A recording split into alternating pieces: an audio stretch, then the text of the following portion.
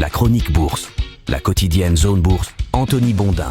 Salut à toutes et à tous, bienvenue dans ce point de marché Zone Bourse. Nous sommes le mercredi 10 avril 2024 et il s'appelle ce matin l'inflation US, cet éléphant dans la pièce. Les chiffres de l'évolution des prix aux États-Unis en mars vont en effet focaliser l'attention des investisseurs aujourd'hui et je vais essayer de vous expliquer pourquoi un petit peu plus bas en tentant de ne pas être trop ennuyeux. Les marchés actions, eux, attendent l'arrivée des premiers résultats trimestriels avec un certain calme, même si nous allons le voir, plusieurs places européennes ont été un petit peu brassées hier par la baisse de leurs poids lourds. La séance de mardi s'est avérée un petit peu aigre pour les investisseurs français qui ont été confrontés à un vif recul de 0,9% du CAC 40. Il a été trahi par ses valeurs du luxe et par ses industriels de l'aéronautique et de la défense. LVMH, Hermès et compagnie ont en effet été chahutés après la montée du bruit sur les craintes de déception sur le marché chinois, un marché qui est crucial pour leur spécialité. Je pense notamment là à un article signé de Reuters qui a été publié hier matin avant l'ouverture et qui était titré « L'incertitude sur la Chine assombrit les prévisions du secteur du luxe ».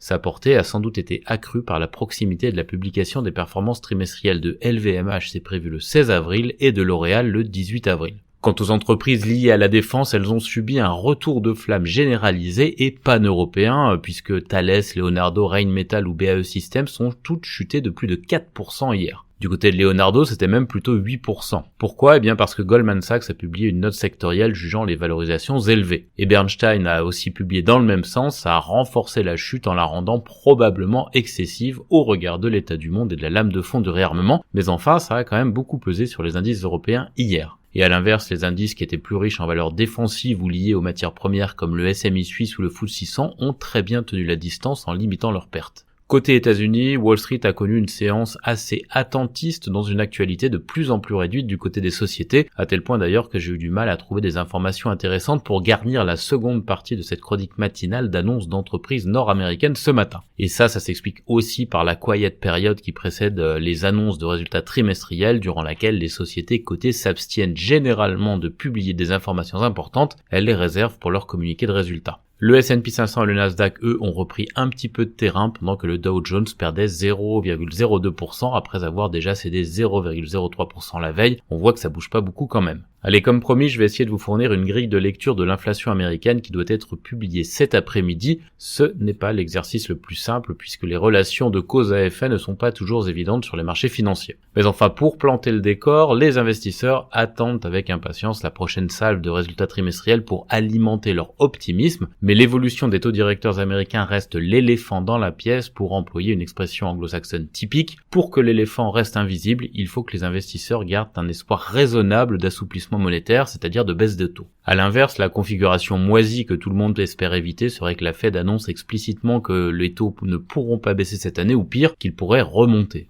Bon alors pour le moment, le scénario des prophètes de malheur a peu de chances de se produire, mais s'il devait prendre du poids, eh bien ce serait à n'en pas douter à cause de l'inflation. Et pourquoi l'inflation se renforcerait-elle aux États-Unis ? Eh bien parce que l'économie américaine parvient à fonctionner en dépit des taux élevés, qu'il n'y a pas tant de casse que ça lié au surendettement et que le marché du travail ne faiblit pas vraiment. Ce qui a changé depuis quelques semaines et qui a poussé les investisseurs à renoncer à voir les taux baisser à grande vitesse cette année, c'est que la réduction de l'inflation a marqué le pas par rapport à 2023. Aux États-Unis, la hausse des prix sur un an est passée de 9% en juillet 2022 à 3,2% en février. Alors c'est nettement mieux, mais c'est encore insuffisant par rapport à l'objectif de la Fed de ramener cette variable autour de 2%. Et là, maintenir des taux élevés est censé être le meilleur outil monétaire pour courber l'inflation, même si la Banque centrale a un petit peu de mal à la faire passer sous la barre des 3% actuellement. D'ailleurs, en mars, à cause d'un effet défavorable, l'inflation devrait remonter de 3,2% en février à 3,4% sur un an. Alors ça, c'est pour l'inflation brute. Les économistes et la Fed préfèrent en général regarder l'inflation de base, ou core inflation, ou encore core CPI, qui exclut les éléments les plus volatiles comme l'énergie et les aliments. Et là, cette inflation de base, elle est attendue à 3,7% en mars sur un an. Alors vous allez me dire, c'est davantage que l'inflation brute, oui, mais sa dynamique est plutôt baissière, elle était de 3,8% en février. C'est donc probablement ce chiffre qu'il faudra scruter de près. Si l'inflation de base se comporte comme prévu, la perspective de voir la Fed réduire ses taux en juin va remonter. Si elle est plus robuste que ce qui est attendu, eh bien la baisse de juin aura du plomb dans l'aile et les marchés devront une fois de plus réajuster leur pari d'évolution des taux sur l'année. Et ça pourrait quand même finir par déstabiliser des marchés actions qui vivent dans une agréable insouciance depuis plusieurs mois. Donc pour résumer, le rendez-vous principal de la journée est pour 14h30 avec ces chiffres de l'inflation aux États-Unis. En attendant, la Chine n'est pas très contente parce que l'agence Fitch a abaissé la perspective de sa notation souveraine de stable à négative. Le pays reste quand même noté A+. Il faudrait peut-être qu'on leur prête notre magicien Bruno Le Maire qui a manifestement le pouvoir de geler les notations crédit. Pour autant, les places boursières chinoises n'ont pas l'air de s'alarmer de cette Fitcherie ce matin puisque le Hang Seng est en vive hausse à Hong Kong. En Europe, les investisseurs fourbissent leurs armes avant la décision que la BCE doit rendre sur ses taux demain. Là, un statu quo est probable, mais la Banque centrale pourrait paver le terrain en vue d'une baisse des taux en juin, car la BCE, à l'inverse de la Fed, peut s'appuyer sur la poursuite de la décrue de l'inflation dans la zone euro pour agir. D'ailleurs, tiens, j'en profite, si le décalage entre les deux banques centrales se confirme, il y aura des arbitrages de flux financiers entre les deux rives de l'Atlantique. Les gros fonds obligataires américains ont d'ailleurs déjà commencé à en tenir compte en revenant sur le vieux continent pour anticiper un différentiel de politique monétaire. Je n'en dis pas plus sur ce sujet, nous en reparlerons probablement dans les semaines à venir. Du côté de l'Asie-Pacifique ce matin, ça part dans tous les sens, le Nikkei 225 perd 0,5% au Japon en clôture pendant que Hong Kong flambe de 2%. Ça n'empêche pas la Chine continentale de reculer de 0,3% du côté du CSI 300, décidément les marchés chinois sont un petit peu difficiles à suivre. Le Kospi coréen recule de 0,6% alors que le Sensex indien gagne 0,3% comme la SX 200 à Sydney. Du côté des indicateurs avancés européens, eh bien on devrait rebondir à l'ouverture après la gueule de bois de la veille. Dans l'actu des sociétés, en commençant par la France, Airbus a livré 142 appareils sur le premier trimestre contre 83 seulement pour Boeing. Arkema a confirmé des perquisitions sur plusieurs de ses sites en France. EuroAPI a annoncé un resserrement de son comité exécutif autour de fonctions opérationnelles et le jeu Star Wars Outlaws d'Ubisoft sera lancé le 30 août prochain.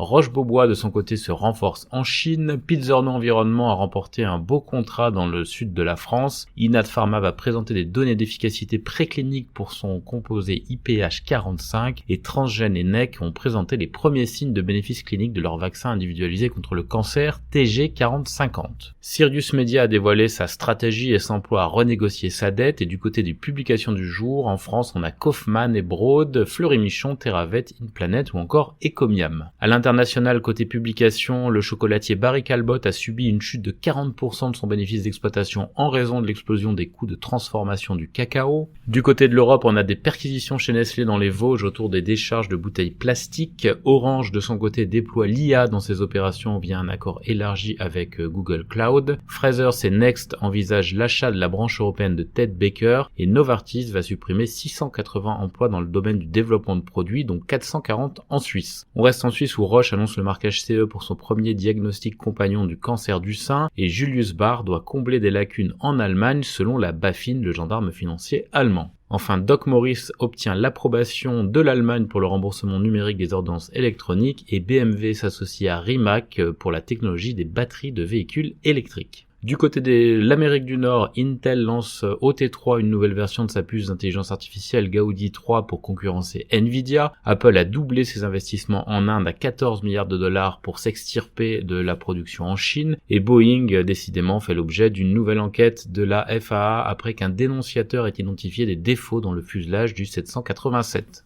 Microsoft va investir près de 3 milliards de dollars dans l'IA au Japon et le groupe américain s'associe à NetEase pour relancer le jeu Warcraft en Chine. Enfin, Diamondback Energy émet 5,5 milliards de dollars d'obligations pour le rachat d'Indivor. En Asie-Pacifique, Jack Ma, le fondateur d'Alibaba, sort de l'ombre avec un long message aux employés sur la restructuration du groupe, signe qu'il revient peut-être aux affaires. De leur côté, Hyundai et sa filiale Kia ont conclu un accord en Inde pour obtenir des batteries électriques. Du côté de l'agenda des publications du jour, on a Costco, Delta Airlines, Tesco, Exor, Aeon et Barry Callebaut, j'en ai déjà parlé. Voilà ce que l'on pouvait dire aujourd'hui pour bien démarrer la séance boursière, je vous souhaite une très bonne journée.